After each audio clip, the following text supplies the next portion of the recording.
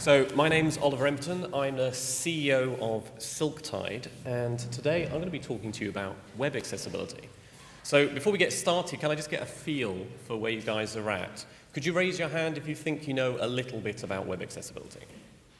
Okay, that's pretty universal. Okay, raise your hand if you think you know a lot about web accessibility. Okay, about 10-ish people. Okay, well, I'm writing a book on web accessibility, and you'll notice I didn't raise my hand for the second question, because if there's one way to disavow you of the idea that you actually understand something, try writing a book about it. This is what I'm going to be talking about today. This is a lovely piece of legislation which you are now compelled to follow. You've probably already become at least a little bit familiar with it. The basic idea is there's a web accessibility standard called WCAG 2.1 AA, snappy.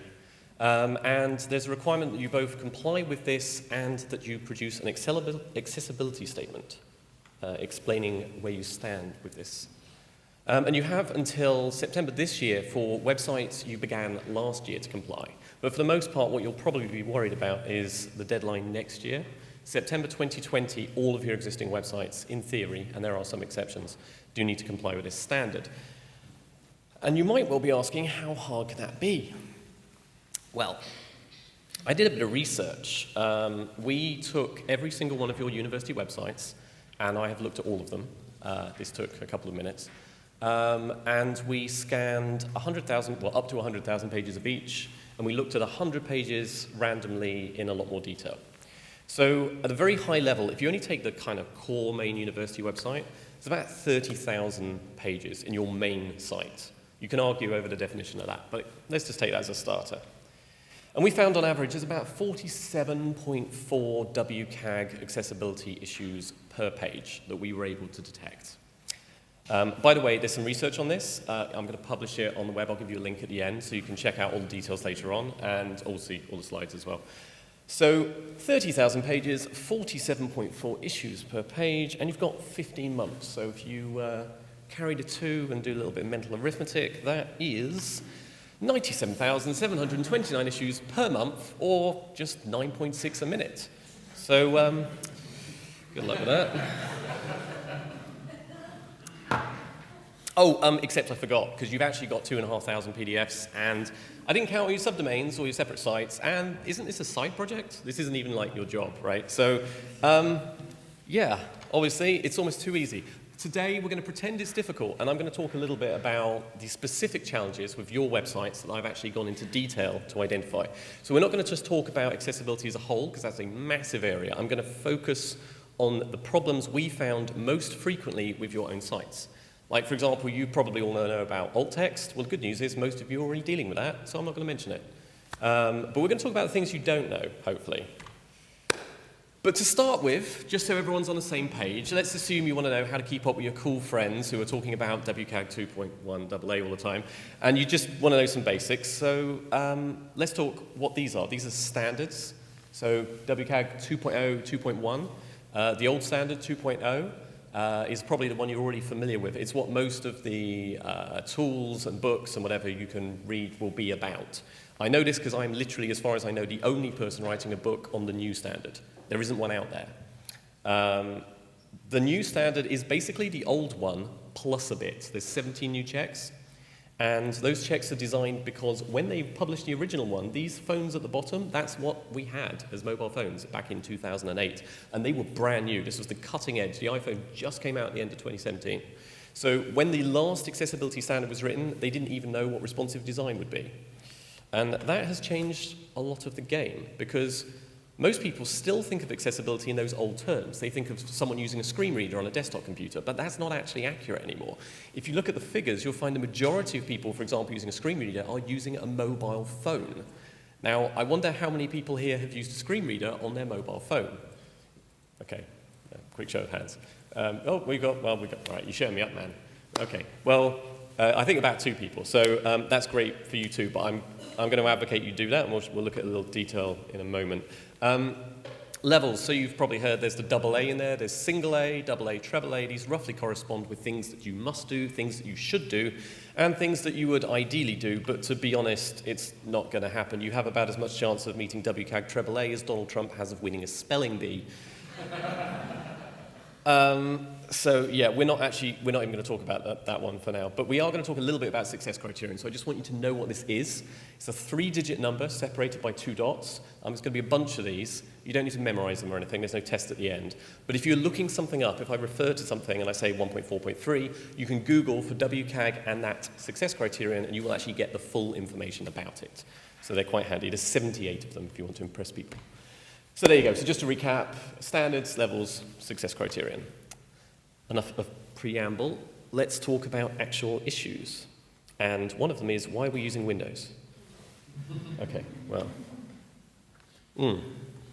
So now accessibility is a massive area. I'm going to have to simplify a lot. So if you are one of the experts here, then you'll probably pick some minor faults in what I'm saying. But to simplify a little bit, we're going to break it into 4 areas, right? And I'm going to cover these areas with the easiest one first and the hardest one last. Now, they're not in order on the screen. Can anyone take a wild guess what you think the easiest of those 4 would be to deal with on the web? No volunteers. Okay. Well, anyway, it's auditory, which is possibly what you were simulating. So auditory affects about 19% of the UK. So the thing with auditory is we all kind of experience the solution for this problem on a regular basis. Because if you've ever used Facebook and you're scrolling on a train or whatever, you probably have sound turned off, and you're probably used to, say, watching a movie trailer with captions. And there's a good reason for that, because captions are great. In fact, even if you have perfect hearing, the vast majority of people live by them on a day-by-day basis now. With WCAG, this is a requirement for you. Now, there's a lot of nuance here. There's requirement for pre-recorded video is that you must, no exceptions, you must have your video with captions. If you've got live video, due to the EU law, there's a few subtleties about when the video is made. So basically, unless it's a live video after September 2020, you don't need to worry about it. But if you're curious on the details, talk to me later. The important thing is if you have video or audio, you either need a text alternative, so say a page with a transcript, which is great, or you actually need captions. We tested the first 100 pages of all of your websites. We found in those 100 pages, 24% of you were using videos without this, which isn't great. It's going to get a lot worse later on. So that's wonderful. Now, one thing is a lot of people get captions, subtitles, etc. mixed up. So just to clarify, subtitles is when you write text underneath. So if someone's speaking and you write the words, that's a subtitle. A caption is something like this. This is where you're describing the audio of what's happening in a scene. Oh, yeah, just hypothetical. And you're actually describing what's happening in a way that you assume someone literally doesn't have the ability to hear those sounds that are important. And that is the end of auditory. That is really all there is to it. It's super, super simple, and we're not going to worry about that too much. All of the real challenges lie ahead. So our next one is cognitive. So this is a little tricky because there's so much that fits within cognitive. I mean, you've got things like dyslexia affecting about 10% of people, conditions like ADHD affecting apparently 3.6% of UK boys, and that figure is rising considerably. And about 7.7% of people who speak English as a second language. You could go on for days. There's so much that fits within this. But they all fall within a few sort of consistent principles that you want to adhere with. I want to start off by showing you what dyslexia looks like, if you've ever seen this. This is kind of cool. Try reading that text. You can do it. It's quite hard. So you'll see the letters get scrambled. But it is possible to make out, right? It's just a lot of effort, which is actually a pretty good simulation of what dyslexia is meant to be like. So to some extent, how you might accommodate for this is actually just by imagine it's that much harder to read. How can you reduce your word count to the bare minimum that people can perform the tasks they need to perform? Now, this is a good thing to do anyway, but it's particularly important if you're dealing with cognitive conditions. Another one, now I'm showing you this because I like games, and this is a game which I'm going to recommend you play, so you're welcome. So the idea here, this is a little game, it's pretty basic, but the idea is you're going to experience a cognitive disability similar to ADHD, where essentially you can't, you're being constantly assailed with distractions, right? So I'm going to show you in a second. It's going to give you 4 tasks to complete and a web page where you have to complete those tasks, and you have to do it whilst moving a character left and right to catch falling bombs. And if one of the bombs lands on the ground, everything blows up and you lose all your work, which is sometimes how it feels like using Windows, but anyway. So I'm going to try playing this. It's going to go on quite quickly, so I'll try and narrate it as it does. So I'm playing this on easy. So I'm catching the bombs on the right-hand side. See that little man catching the falling bombs? At the top right, it's telling me I need to click on a center director's email address. That's my task. And on the left, we have this web page. So I'm trying to read this web page and find a director's email address whilst catching bombs. There it is on the oh, no, I'm dead. Right, okay. So the Contact Us page, I know it's Contact Us page. Look, I'm looking for director. Where's director? But you try doing this. Seriously, it's crazy. Where's director? Yep, okay, I've got a director's email address. I've completed my first task. My second task, I've got to fill in a survey. Okay, I found a survey. I'm just going to click on anything. Nothing's working. I don't understand. I'm clicking on it. Nothing. It's not happening. Nothing's changing. I don't understand what's going on. I click on the radio button. Oh, right. So in that case, what was happening is, in order to select an option in a form, I had to click on the button of a radio button. You know, you can click on a text or the button. But in this case, this quite deliberately doesn't follow that convention. Now, that is normally an annoyance and terrible UX, but in this case, if you imagine, somewhat exaggerated, that you've got a level of distraction assailing you like this, it becomes so much harder to fall outside of your expectations, right? And this is kind of really the principle you want to take away from this. I mean, generally the best solution is simplicity. Gov.uk is kind of my go-to website if I want to show you how to do almost everything right in accessibility. They get pretty much everything perfect. And the GDS, who's responsible for this, is also responsible for checking that you're doing your jobs correctly. Because under the new EU law, they're actually policing it. So you can do worse than check out what they've been doing. But look at how they've simplified this. Like every text label, you can read blog posts on it, but how every text label's been carefully curated to make it as succinct and direct as possible, to eliminate ambiguity, to be easy to find. These are just great design principles. They really help with cognitive conditions. Now, the truth is there's just so much in WCAG on this area that I can't possibly do it justice. So very high level, 2 areas: readability, which is whether or not content can be understood, and predictability, which is whether or not it performs as you would expect, so things like that radio button. These affect, we found, somewhere around 51 to 49% of UK university websites. Now that's above that number because we can only test for some of those things automatically, but it gives you an idea. It's pretty bad and there's quite a lot of room for improvement. But that's all the easy stuff. We're going to move on to something else. Motor. This is where it gets a little harder. So 12% of people have tremors or other impairments. What you want to think of in terms of motor abilities is people may not necessarily be able to use a keyboard or a mouse or a trackpad or a touchscreen or whatever input device you're expecting. Just assume that there is a significant percentage of people who simply can't use it or have reduced ability to use it. Now, the most extreme example of this, which I'm going to use as an example, would be Stephen Hawking. Now, Stephen Hawking was able to create amazing works of literature and scientific advancement. He was able to write books and papers. He was able to browse the internet. And he had, near the end of his life, only the ability to twitch a muscle in his cheek to do so, which is kind of incredible. And I like to use this as an example of how accessibility and accessible technology can be so transformative and such a wonderful, powerful force for advancement, because it brings opportunities to people like this that otherwise would not exist. But how on earth do you do that? Well, it turns out you can actually reduce the use of pretty much everything on your computer to 3 buttons. This is simplified, but it's a good principle to follow. So if you have a web browser handy, and I recommend you play around with this in your own time, if you haven't tried it, try tabbed browsing. This is where you bring up a web page, and you use these 3 keyboard shortcuts. You use Tab to select the next thing, you press Shift and Tab to select the previous thing, and you press Enter to actually select whatever you have at the moment. So I'm going to show you a quick example. This is just BBC News, who again, great site, very accessible. And I'm looking at an article about some kind of odious, reptilian, slimy creature. And let's just assume I want to go away from that into something wholesome, like politics. and I want to navigate, I start pressing tab. So yeah, my first tab, you can see I've got the logo selected, and then I get a nice little skip to content link. That's pretty cool. And I keep going, and this is easy. And this is doing what you would expect. This is great, right? So I keep tabbing, get to politics. I press enter, and oh my goodness. Okay, so we'll skip that. I'd rather have the frog, to be honest. But that was actually a good experience. What was being done there was actually spot on. Everything worked as it should. Everything behaved as it should. Let me contrast this with an example where it doesn't work so well. So this is a website with a splash screen, and there are lots of websites like this. They often have cookie banners or similar. But in this case, before I can access the website, I actually have to choose what language I want. And in this case, I want to select English. But how do I do this if I've only got the use of these three buttons, these three controls?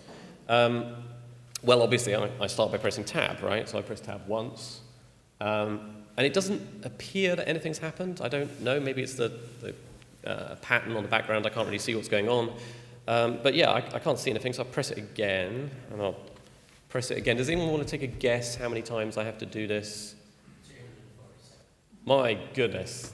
Well, it's not quite that bad. It's 58, but it's still pretty rough. So yeah, if you press tab 58 times with no feedback whatsoever, then you get the English button, and then you can press enter and you're in, which is less than ideal. Now, I mention this because these are WCAG requirements, and a lot of people aren't familiar with them. The first one is focus visible. So that means if you're selecting something with your keyboard or other forms of navigation, you have to show what is currently selected. And of course, in this case, you couldn't see, right? So there's no feedback as you're pressing tab. The second one is the focus order. So in this case, it's clear to me that English button should have been probably first, but this is a subjective judgment. So here, I can tell you 86% of UK universities do not have visible focus, but I can't tell you how many don't have the order right, because that's kind of human judgment, really. Of the 86% of UK universities that don't show a focus on the page, you have to understand that is default behavior. Your web browser does that automatically. You don't have to code anything. What's happened is 86% of those universities have added code that removes it, which is brilliant. It's one of the most common failings. Sometimes people use a framework or whatever, but there's a CSS line where you're hiding the outline style, basically, and it's so easy to fix, and so many people don't. Another new requirement of WCAG 2.1 is you can't force users to rotate their browser. So a lot of the time people design something and it's designed for their, their desktop or their tablet, and they've got a certain screen size in mind. You actually can't do that anymore. You have to support mobile devices all the way down to an iPhone 5 sized screen, and you have to support portrait or landscape. And sorry, we found 62% of websites, university websites, did not do that in their first 100 pages. This is a new requirement for WCAG 2.1 that almost no one seems to be familiar with. So if you've ever used a website and you go to, say, checkout, now, you know it can be a real pain when you're either filling in a form or submitting for a prospectus or something like that, and you have to type in your name and your address and all this information. Now, that is annoying for all of us, but if you have a motor impairment, it's absolutely... it's soul-destroying, because you have to put so much work into filling in a form when your computer kind of knows that information already. So you've probably had forms like this, where you've seen the computer or your phone is actually trying to automatically complete the form for you. You may not know it, that's actually a technical standard. It's the autocomplete attribute, and if you specify it with not just on, but if you specify it with specific values, you can have a form automatically fill in email addresses and fill in the first line of their address or their postcode or whatever. That is a standard. It is now also a requirement for WCAG. And 86% of UK universities aren't doing that. So that takes care of 3/4 of what we have to do. So visual can't be that difficult, you would think. But yeah, this is where most of the failings occur and where most people have the most challenges. So about 3% of the UK has significant sight loss, and about 0.5% are legally blind. There's so much to cover here. I'm just going to break it into 3. So magnification. Many of you may remember websites with this, the sort of single A, the little letter A and then a bigger A and then a bigger letter A. If you do remember this, I've got news for you. You're not young anymore. Yeah, so the good news is we don't need this, right? So we now have responsive design. Now, WCAG requires that you let people zoom into text. They need to be able to double the size of all of the text. That's the basic gist, right? But if you've got a responsive design, you've got a page like this, people can just zoom in their browser, right? If you're using Chrome or whatever, you can press Command and Plus or whatever the Windows equivalent is, and you can just zoom in, and it's great. And that's wonderful. So the good news is there is no work to do, and you're all perfectly compliant with this requirement. Of course, I'm kidding. Because, yes, the problem is, firstly, not everyone has fully responsive websites. In fact, I'm sure you all have at least one area of your websites you know isn't responsive yet. This is an example from the University of Bath, and I'm using them because their website is actually generally brilliant. So I should emphasize that. It's actually really good. I've looked. But their homepage, as you can see, is a completely different design. I'm assuming there's a project in the works to move that over, but almost all of their site looks like the left, but then they've just got this one rather crucial page that doesn't and isn't mobile friendly. Now that actually severely compromises your accessibility in about 10 different dimensions, but you are explicitly failing WCAG 2.1 as a result of that. The other thing is, even when people have a responsive design, like this one on the left, sometimes they disable the ability to zoom. In fact, 32% of UK universities do that. So if you ever use a meta viewport tag and you go min size, max size and set the same number, you've just broken your WCAG. No reason to do that, by the way. iOS devices will completely ignore you if you try, right? So you can't actually do that on an iPhone anymore.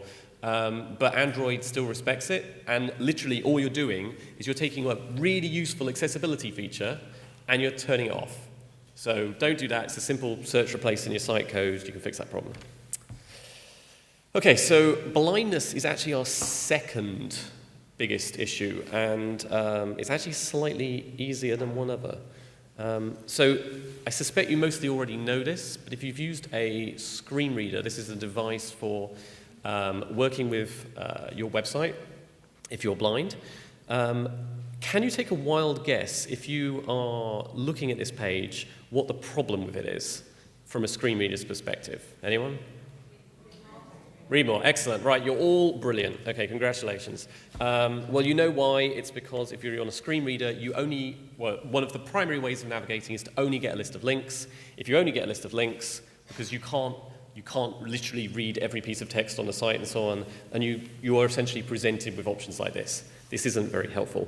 92% of UK universities are in some way failing this. It's by far the most common issue on your sites. Now, we've only got a few minutes left, so I'm going to dash through quickly. So this form is violating it's violating many standards, actually. But the obvious one is that we're not labeling the text, right? So this is bad for lots of reasons. You've got the label inside. We call this a placeholder. This is bad UX, because if someone fills in the form, they can't see it. And it's bad accessibility, because you're not actually labeling the field itself, something you're required to do. 90% UK unis don't.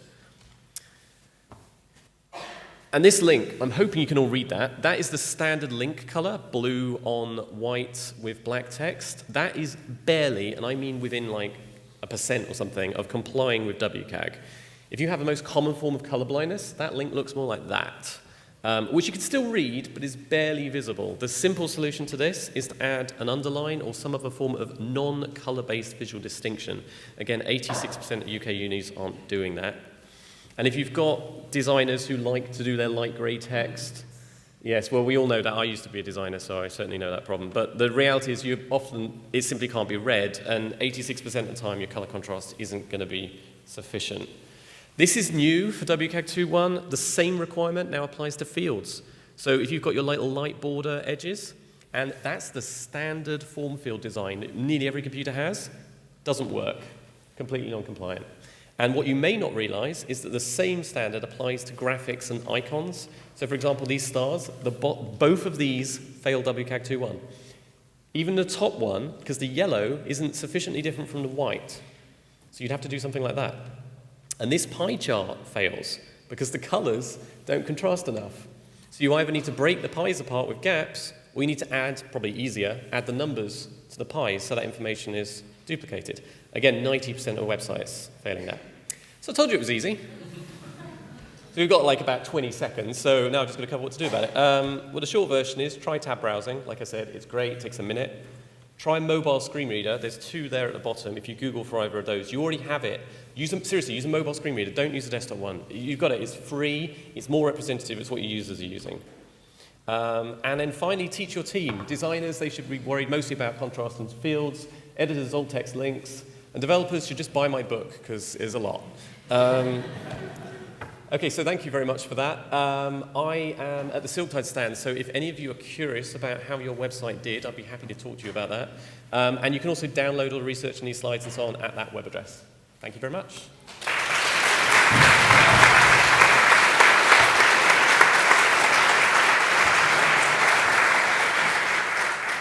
Thank you very much for that, Oliver. That was a really, really interesting talk. We have time for a couple of questions. Who would like to ask one? Got one right up at the back there. Run! I'll also note on my way up that Oliver. While you're walking, I'll ask a sneaky question. He's leading a lean coffee session on accessibility today, so if you have interest in talking more about that, you should go. Which is, you said that the first one you talked about, auditory, was the easiest. But what about for us when we get into things like lecture capture, live streaming of events? Are there going to be requirements on those? And if we're doing those at some kind of big scale, are we in trouble? Yeah, so you're asking if live video and audio is covered? Yeah, so this is actually by far the hardest thing to do, and to be honest, I don't envy this challenge. It's really difficult. So if you have live video or audio, and it's produced after September 2020, it's covered. They're not asking you to fix live video right now. They know it's one of the hardest things to do. But if you're broadcasting live audio or video, you're supposed to provide live captions for it. That is, in my assessment, a potentially unrealistic requirement, but it's a requirement. Anyone else? Paul Bradley from Equify. I'd like to make one observation and then ask you one question. I live in Toronto, in that jurisdiction, the province of Ontario. These rules have been in place for 5 years. I can tell you that every university there complied in 2013. You could run the same tests now, and they all fail. It's incredibly difficult to maintain this. Yes. It's difficult to get there, very, very hard to maintain it. And all of those people have exactly the same set of requirements. So that was just an observation, so it doesn't kind of go away when you've done the initial work. But my actual question is around automated testing versus manual testing. You ran a set of automated tests here. They generate large amounts of data. To what degree do you think manual testing, so knowledge of somebody like yourself, actually gives you the diagnostics you really need to figure out what to do? Because you can generate a lot of data, but you actually have to deal with the key issues, presumably. Yeah, okay. Well, this is definitely my area because I specialize in automated testing. But manual and automated are both brilliant, and you unfortunately kind of need to use a little bit of both. Manual testing will give you the best indication of real problems, but it's only practical to test a very small number of pages. So if you've got 30,000, and we found a ridiculous number of sites of 100,000 pages, if you've got that, you can't have every page manually checked. By the time someone's put a day's worth of work into checking one page, your site's changed 5 times, probably. So you can't manually test every page, but it is a brilliant way of looking at a small section and optimizing for it. Automated checking can't capture everything that a person will. The percentage differs on the site, but I personally recommend using both. Use manual checking, especially for new projects, new sites, and focus on, like, say, 5, 10, whatever pages of your site and really getting those right. The components, I think University of Derby did a talk earlier this morning. They tested their components. That's a good approach, by the way. So, work on a component library, test those components, get that working. And then the automated testing is pretty much the only way to stay on top of the fact that you've got a website with 30,000 pages and it's changing, I'm guessing, every day. Literally. And you don't even know what parts are changing, right? And also then the standards change. So yeah, you want to get automated tools to look at that as well. Thank you very, very much. Okay. We've got time for one quick more question. Andrew Miller from the University of Dundee. I was interested in the web accessibility statements and the dates for compliance. What is the difference between an existing site and a new site? Is it on redesign or is it on... Yeah, so there's actually some debate over this. It's clear-cut if you've, say, got a brand new site. So if you've done a brand new site now, then you actually have till this September to make that compliant. If you have a site that was built before September last year, you've got till next September to be compliant. But of course, lots of people have somewhere in between. My non-quote me on experience has been that you'll probably be able to take the slightly easier of the route. So if you had a site that existed but you added a bit, you're probably okay. Like it could probably, if you could have a sensible conversation with GDS about it and say, look, guys, we're working on it and so on, I think you'll be all right. But don't take that to a lawsuit on my behalf. Yeah, it's honestly, it's not simple. Okay, if anyone wants to talk about anything else, again, I'll be at the stand when you're grabbing your coffees. So. Cool. Show your appreciation, everyone. Thank you.